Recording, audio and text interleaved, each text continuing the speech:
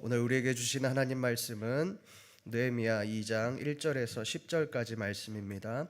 느헤미야 2장 1절에서 10절까지의 말씀.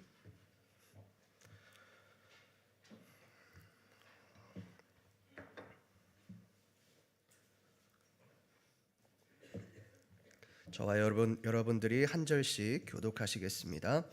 아닥사스다 왕 제20년 니산월에 왕 앞에 포도주가 있기로 내가 그 포도주를 왕에게 드렸는데 이전에는 내가 왕 앞에서 수심이 없었더니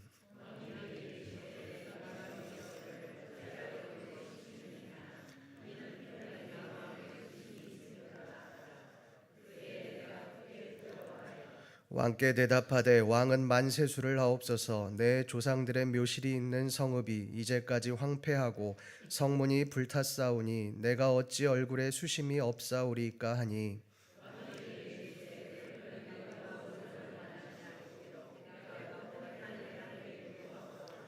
왕에게 아뢰되 만일 왕이 만일 좋게 여기시고 종이 왕의 목전에서 은혜를 얻었사오면 나를 유다 땅 나의 조상들의 묘실이 있는 성읍에 보내어 그 성을 건축하게 하옵소서 하였는데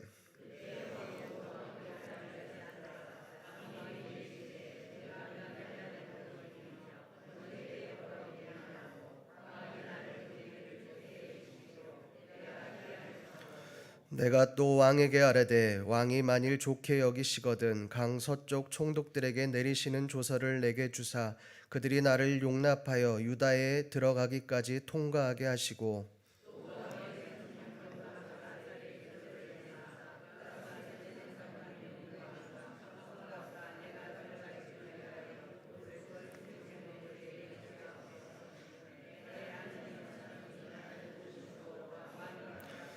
군대 장관과 마병을 보내어 나와 함께하게 하시기로 내가 강 서쪽에 있는 총독들에게 이르러 왕의 조서를 전하였더니 호론 사람 산발락과 종이었던 암몬 사람 도비아가 이스라엘 자손을 흥왕하게 하려는 사람이 왔다 함을 듣고 심히 근심하더라. 아멘. 여러분, 이 사자성어 중에 이 전화위복이라는 말이 있습니다. 이 어떤 불행한 일이라도 끊임없는 노력과 강인한 의지로 힘쓰면 불행이 행복으로 바뀔 수 있다라는 뜻입니다. 이 전화위복이라는 말은 중국의 사마천이 저술한 관한열전에 처음으로 등장합니다. 사마천은 이 관한열전에서 관중이라는 사람에 대해서 묘사를 하는데 이렇게 평가합니다. 화가 될 일을 복으로 만들고 실패를 전환해 성공으로 만들었다. 그리고 일의 경중을 잘 파악하여 신중하게 처리했다. 이렇게 기록합니다. 이것이 바로 전화위복이라는 말의 유래입니다. 오늘 말씀에도 보면 이 전화위복을 경험한 사람이 나옵니다. 바로 느헤미야입니다. 우리 오늘 말씀 1절 말씀을 함께 읽어보겠습니다. 시작. 아닥사스다 왕 제20년 니산월에 왕 앞에 포도주가 있기로 내가 그 포도주를 왕에게 드렸는데 이전에는 내가 왕 앞에서 수심이 없었더니. 지난 말씀에서 느헤미야는 이스라엘 민족을 위해서 간절히 기도했습니다. 이스라엘 민족이 자신과 직접적으로 연관되어 있지 않음에도 그들을 위해서 간절히 기도했습니다. 수일 동안 슬퍼하며 금식하며 기도했습니다. 이스라엘의 고통과 아픔이 마치 자신의 고통인 것처럼 이스라엘의 죄악이 자신의 죄악인 것처럼 여기며 간절히 기도했습니다. 그런데 여러분, 오늘 말씀에서 느헤미야를 보십시오. 이전에는 내가 왕 앞에서 수심이 없었더니라고 그렇게 말을 합니다. 이 말은 왕 앞에서 자신의 마음을 티내지 않았다는 말입니다. 속내를 보이지 않았다는 것입니다. 여러분, 이것이 과연 쉬웠을까요? 예전에 이 김동호 목사님이 설교 중에 이런 말씀을 하신 적이 있습니다. 사역을 하다가 한 번은 담당 장로님과 싸웠답니다. 언성이 높아지고 소리를 높여서 싸웠습니다. 그러고 나서 설교 준비를 하는데 장로님을 미워하는 그 감정이 떠올라서 도저히 설교 준비하기가 어렵더라는 겁니다. 밤새 씨름하고 겨우겨우 설교를 끝마치고 주일에 교회 사역을 감당하는데 그 장로님이 눈에 보이자 그것을 보자마자 그 장로님을 안아주고 사과를 했답니다. 그 장로님도 너무나도 당황스럽고 황당해했지만 그렇게 서로 화해하며 마음이 편해졌다라는 이야기를 들었습니다.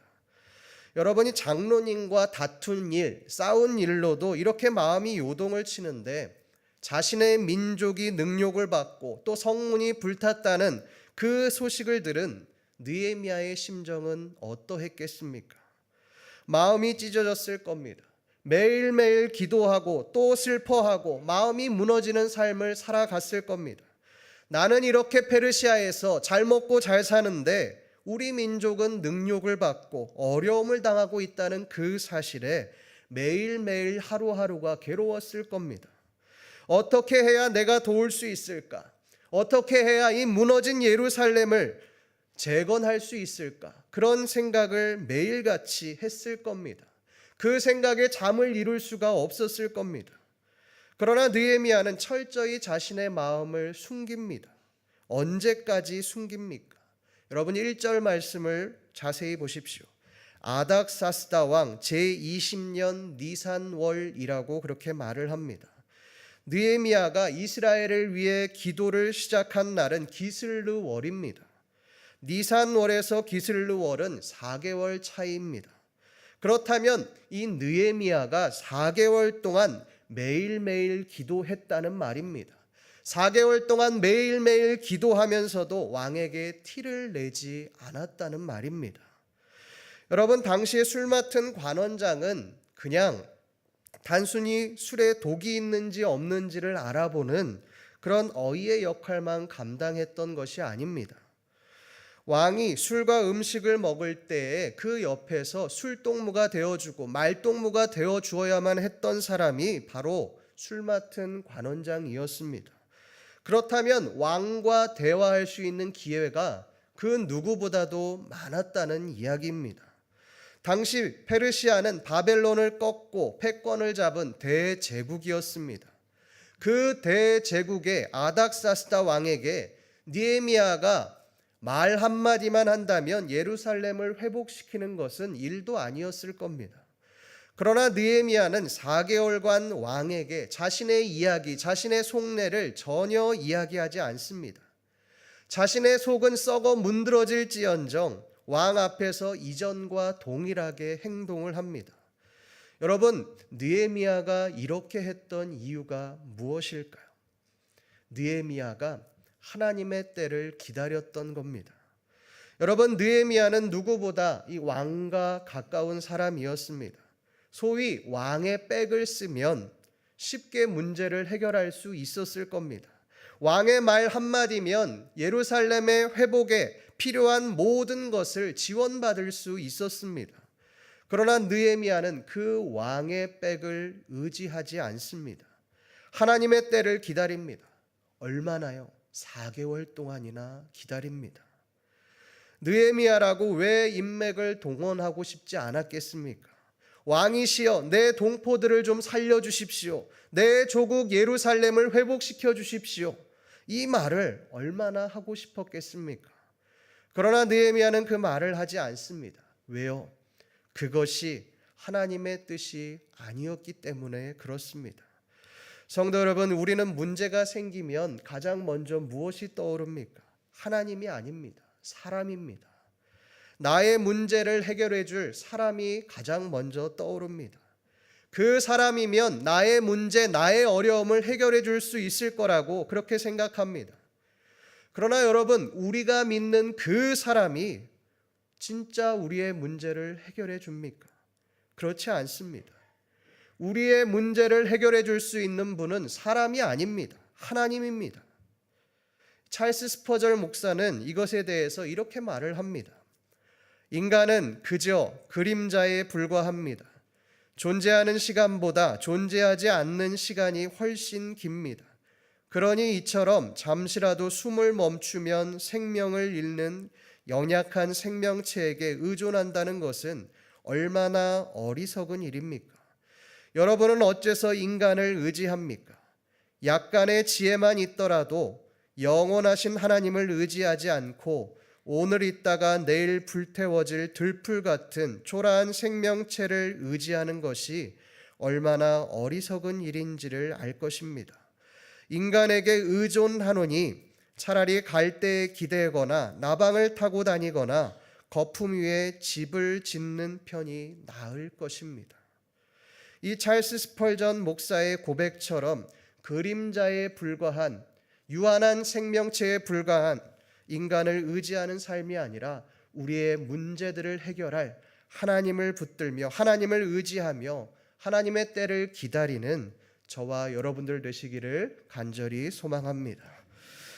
하나님의 때를 기다리던 이 느헤미야에게 이제는 문제가 봉착합니다. 그 문제, 그 위기가 어떤 위기입니까? 우리 오늘 말씀 2절 말씀을 함께 읽어보겠습니다. 시작. 왕이 내게 이르시되 병이 없거늘 어찌하여 얼굴에 수심이 있느냐? 이는 필연 내 마음에 근심 있음이로다 하더라. 그때 내가 크게 두려워하여. 이 왕이 느헤미야에게 말을 합니다. 내가 병이 없거늘 어찌하여 얼굴에 수심이 있느냐? 느헤미야가 왕 앞에서 근심하는 모습을 보여준 것입니다. 여러분, 2절의 말씀은 왕이 느헤미야의 얼굴을 보고 근심한 것처럼 보여집니다. 그런데 여러분, 2절 말씀을 한번 자세히 보십시오. 그때 내가 크게 두려워하여 라고 그렇게 말을 합니다. 여러분, 느헤미야가 왜 두려워했을까요? 두 가지 이유가 있습니다. 우리 에스더서 1장 15절 말씀을 함께 읽어보겠습니다. 에스더서 1장 15절입니다. 시작. 왕후 와스디가 내시가 전하는 아수에로 왕의 명령을 따르지 아니하니 규례대로 하면 어떻게 처치할까? 이 에스더서에 보면 아수에로 왕이 잔치를 열었을 때에 이 왕후 와스디로 하여금 왕과 지도자들 앞에 나오도록 그렇게 명령합니다. 아마도 이 아하수에로 왕은 페르시아의 지도자들 앞에서 자신의 왕비의 아름다움을 뽐내고 싶었겠죠. 그러나 이 왕비 와스디가 그 명령을 지키지 않았습니다. 여러분, 그 결과가 어떻습니까? 폐위입니다. 왕의 명령을 한 번 거역한 것으로 왕비가 폐위되었습니다. 여러분, 그냥 신하가 아닙니다. 한 나라의 왕비입니다. 그 왕비가 왕의 명령을 한 번 거역했다고 해서 폐위가 되었습니다. 당시 왕의 존재는 이런 존재였습니다. 그러니 에스더가 왕 앞에 나아갔을 때에도 목숨을 걸고 나아갈 수밖에 없습니다. 왜요? 왕의 허락 없이는 왕 앞에도 나아갈 수 없을 뿐더러 만약 나아갔다가 왕이 금규를 내밀지 않는다면 죽을 수밖에 없었기 때문에 그렇습니다. 여러분, 이것이 바로 페르시아 왕의 권위이자 힘이었습니다. 그런데 느헤미야가 누굽니까? 왕의 가장 측근에서 왕의 수를 관리하던 관원장이었습니다. 왕 앞에서 행동과 말과 표정까지 철저히 신뢰를 줘야만 했던 사람이 바로 느헤미야입니다. 왜요? 느헤미야의 실수 한 번은 왕의 죽음과 관련되어 있기 때문에 그렇습니다. 그런 느헤미야에게 얼굴에 수심이 가득했다. 이건 죽음에 이를 수 있는 엄청난 일이었습니다. 두 번째 이유입니다. 우리 에스라서 3장 4장 13절 말씀을 함께 읽어보겠습니다. 시작. 이제 왕은 아시옵소서. 만일 이 성읍을 건축하고 그 성곽을 완공하면 저 무리가 다시는 조공과 관세와 통행세를 바치지 아니하리니 결국 왕들에게 손해가 되리이다. 이 에스라 4장 13절의 말씀은 이 방백 르훔과 또 서기관 심세가 이스라엘 성벽이 재건되는 것을 막기 위해 아닥사스다 왕에게 상소를 올린 상소문의 내용입니다. 그런데 여러분, 그 내용을 한번 보십시오. 뭐라고 말을 합니까? 저 성읍이 건축되면 저 이스라엘 무리가 다시는 페르시아의 조공과 관세와 통행세를 바치지 않을 것이다 라고 그렇게 말을 합니다. 여러분, 이것은 명백한 거짓이고 모함입니다. 그런데 실제로 23절 말씀에 보면 이 거짓 상소문을 보고 아닥사스다 왕이 공사를 그치도록 그렇게 명령합니다. 이 말은 아닥사스다 왕이 이스라엘에 대한 선입견이 생겼다는 말입니다. 어떤 선입견입니까? 반역자라고 하는 선입견입니다. 그러니 아무리 느헤미야라 할지라도 이 사실이 알려지게 되면 위험할 수밖에 없었습니다. 이제 느헤미야에게 위기가 찾아온 것입니다. 그때 느헤미야가 어떻게 반응합니까? 우리 오늘 말씀 3절 말씀을 함께 읽어보겠습니다. 시작. 왕께 대답하되 왕은 만세수를 하옵소서. 내 조상들의 묘실이 있는 성읍이 이제까지 황폐하고 성문이 불탔사오니 내가 어찌 얼굴에 수심이 없사오리이까 하니. 여러분이 느헤미야의 대답을 한번 보십시오. 예루살렘이라고 말하지 않습니다. 내 조상들의 묘실이라고 그렇게 말을 합니다. 내 조상들의 묘실이 있는 성읍이 황폐하고 성문이 불탔다고 그렇게 말을 합니다. 여러분, 만약 이 느헤미야가 예루살렘이라는 표현을 사용했다면 느헤미야 또한 예루살렘 백성들과 같이 자신에게 반역한다고 이 아닥사스다 왕이 생각했을 겁니다. 그러나 느헤미야는 그렇게 말을 하지 않습니다. 내 아버지, 내 어머니의 묘실이 불탔으니 어찌 얼굴에 수심이 없사오리까 라고 그렇게 말을 합니다. 여러분, 굉장히 지혜롭게 말을 한 것이죠. 아 다르고 다르다는 말이 있습니다. 같은 말도 어떻게 하느냐에 따라서 받아들이는 사람들의 태도가 달라진다는 말입니다. 그런 면에서 느헤미야는 굉장히 지혜로웠습니다. 어떻게 말을 해야 이 아닥사스다 왕의 심기를 건드리지 않고 자신이 기도한 바, 자신이 원하는 바를 이룰 수 있는지 이미 알고 있었습니다.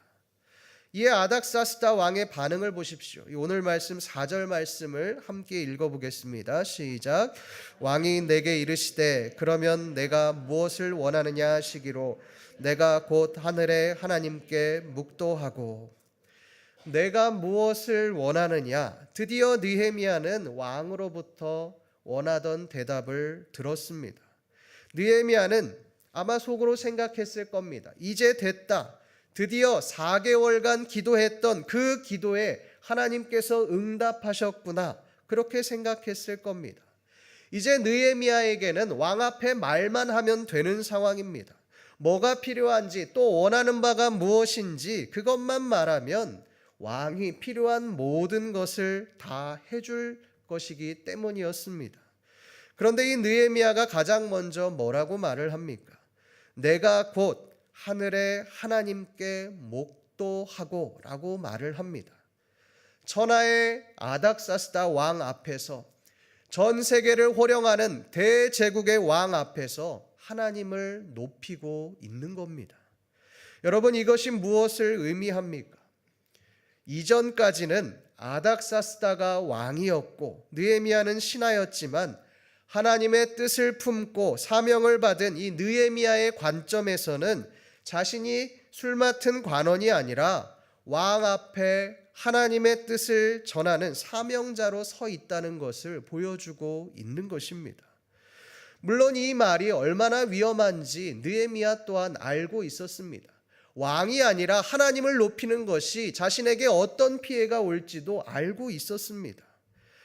그 피해가 자신의 직위를 잃어버리고 심지어는 목숨까지도 잃을 수 있는 아주 위험한 발언이었다는 것입니다. 그러나 느헤미야는 왕 앞에 담대하게 하나님의 이름을 높입니다. 내가 하나님 앞에 먼저 목도하고 먼저 기도하고 왕에게 아뢰겠습니다라고 말을 하고 있습니다. 성도 여러분, 우리는 이런 사명자로서의 담대함이 있습니까? 왕 앞에서 주눅들지 않고 담대히 하나님의 말씀을 선포하는 그 배짱이 있느냐는 것입니다. 우리는 사람 눈치는 정말 잘 봅니다. 나보다 높은 위치에 있는 사람들의 눈치는 기가 막히게 잘 봅니다. 이렇게 살아가면 세상에서는 성공하겠죠. 아니, 성공이 보장되어 있습니다. 그러나 그 사람은 그리스도인은 아닙니다. 그리스도인은 사람의 눈치를 보는 사람이 아닙니다. 하나님의 뜻대로 살아가는 사람이 바로 그리스도인입니다. 아내가 회사를 다니는데 정말 나쁜 사람들을 만났습니다. 그 중에 어떤 여직원 하나가 매일같이 갈구고 또 아내를 참 힘들게 했습니다. 그 내용을 들어보니 내가 선배고 상사니 나한테 잘 보이고 비위를 맞추라는 것이었습니다. 그래서 제가 아내에게 말했습니다. 절대 사람의 눈치를 보지 않았으면 좋겠다. 따돌리고 힘들게 해도 중심 흔들리지 않고 잘 버텨라. 그러면 하나님께서 일하실 것이다. 성도 여러분, 여러분은 사람의 눈치를 보는 사람입니까? 아니면 하나님의 눈치를 보는 사람입니까? 사람의 눈치를 보는 삶을 살면 원하는 것을 얻어낼 수 있겠죠. 승진도 잘하겠죠. 소위 세상에서 성공할 수 있을 겁니다. 그러나 하나님의 뜻과는 정반대의 삶을 살아가게 되는 것입니다. 아닥사스다 왕 앞에서도 담대히 하나님의 뜻을 전했던 느헤미야와 같이 세상 속에서도 담대하게 그리스도인의 정체성을 지키며 살아가시는 저와 여러분들 되시기를 간절히 소망합니다. 느헤미야는 하나님의 뜻만 구했던 사람이 아닙니다. 철저히 하나님 앞에 준비되었던 사람입니다. 우리 오늘 말씀 7절에서 8절 말씀을 함께 읽어보겠습니다. 시작. 내가 또 왕에게 아뢰되 왕이 만일 좋게 여기시거든 강서쪽 총독들에게 내리시는 조서를 내게 주사 그들이 나를 용납하여 유다에 들어가기까지 통과하게 하시고 또 왕의 삼림감독 아삽에게 조서를 내리사 그가 성전에 속한 영문의 문과 성곽과 내가 들어갈 집을 위하여 들보로 쓸 제목을 내게 주게 하옵소서 하매 내 하나님의 선한 손이 나를 도우심으로 왕이 허락하고. 내가 무엇을 원하노냐라는 그 왕의 말에 느헤미야는 두 가지를 요구합니다. 첫 번째, 강서쪽 총독들에게 내리는 조서를 주어 자신을 유다까지 무사히 돌아가게 해달라는 요구와 두 번째, 왕의 삼림감독 아삽에게 조서를 내려 예루살렘 성벽에 필요한 제목을 제공하도록 해달라는 요구였습니다. 여러분이 느헤미야의 요구를 한번 자세히 살펴보십시오. 이 느헤미야가 얼마나 철저하게 또 얼마나 세밀하게 준비했는지를 우리가 알 수 있습니다. 이 느헤미야는 예루살렘으로 가는 길목에 자신을 적대시하는 세력이 있다는 것을 알고 있었습니다. 그러니 유다까지 무사히 갈 수 있도록 조서를 왕의 조서를 써달라고 요청을 하는 것입니다. 왕의 삼림감독 아삽에게 조서를 내달라는 요청도 한번 보십시오. 목재를 어디에 쓸 것인가 아주 정확하게 묘사가 되어 있습니다. 성전에 속한 영문의 문, 성곽, 내가 들어갈 집 아주 구체적으로 이 목재를 어디에 사용할지를 묘사하고 있습니다. 여러분, 이것이 무엇을 의미하겠습니까? 느헤미야가 4개월간 기도만 한 것이 아니라는 것입니다. 하나님의 뜻을 물으며 철저히 계획을 세우며 준비했다는 것입니다. 성도 여러분, 기독교인들 중에서도 노력하지 않고 기도만 하는 사람들이 있습니다. 나는 하나님의 백성이니 하나님께서 책임지시겠지라고 생각하는 것입니다. 노력은 하지 않으면서 준비는 하지 않으면서 나는 하나님의 백성이니 하나님께서 나의 길을 열어주실 거야. 나의 문제를 해결해 주실 거야 라고 그렇게 생각하는 것입니다. 여러분, 분명하게 말씀드릴 수 있습니다. 하나님은 공짜로 노력 없이 우리의 문제를 해결해 주시는 분이 아닙니다. 그저 기도만 하고 있으면 우리의 문제를 다 해결해 주시지 않는다는 겁니다. 기도했으면 움직여야 합니다. 준비해야 합니다. 철저하게 노력해야 합니다. 그때 하나님은 우리를 통해서 일하실 것입니다. 여러분, 느헤미야를 보십시오. 그는 기도만 하지 않았습니다. 철저히 준비했습니다. 어떻게 해야 왕의 심기를 건드리지 않을지, 또 어떻게 해야 예루살렘 성벽을 재건할 수 있을지 하나부터 열까지 기도하며 준비하고 또 준비했습니다. 그때 어떤 일이 일어납니까? 우리 오늘 말씀 10절 말씀을 함께 읽어보겠습니다. 시작. 호론 사람 산발락과 종이었던 암몬 사람 도비아가 이스라엘 자손을 흥왕하게 하려는 사람이 왔다함을 듣고 심히 근심하더라. 산발락과 도비아가 심히 근심하게 되었다라고 그렇게 말을 합니다. 여러분, 이들은 예루살렘 성벽을 재건하지 못하게 하는 원수들입니다.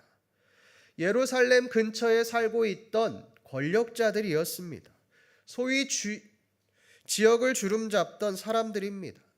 그런 권력자들이 두려워할 수 있었던 이유가 무엇입니까?